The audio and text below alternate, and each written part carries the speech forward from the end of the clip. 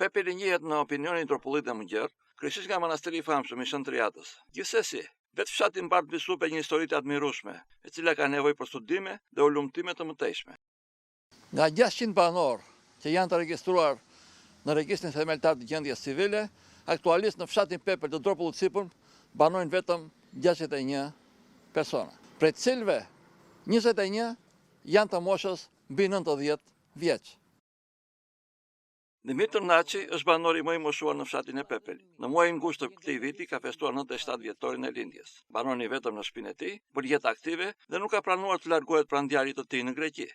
E bëj vetë, edhe larje, dhe fshirje, dhe gatimi, e bëjmë vetë tani që njeriu i bën të gjitha, po detyron nevoja, detyrohet të bëj të gjitha. Ka shumë banorë, një pjesë ka ikur nga jeta, ma mua nga 2-3 vjet më poshtë ka akoma. Fëmijët, niporit, djemtë e tu vinë?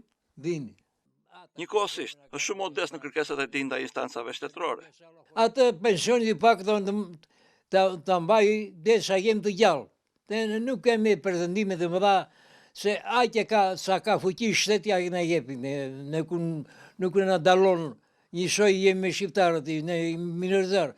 Si marrim shqiptarë marrë dhe neve. Ata jetë të paktën jemi shitosh, edhe nuk duam pretendimet e mëdha të moshës, se kemi kaluar një jetë të vështirë, e njohim vështirësitë që kemi kaluar. Tani të ri nuk e njohin ata 5 vjetër vështirë që kanë kaluar në moshë, dhe duan jetë të mirë. 10 nipur e mbesa, si dhe 6 nipur e stërmbesa, vinë shpesh dhe vizitojnë gjyshin e tyre në fshatin e Pepelit. Gjysh Dimitri është i sigurt se në festat e fundvitit të Krishtlindjeve dhe të vitit të ri, do të ketë pranë djalin që banon me familjen në Janica të Greqisë.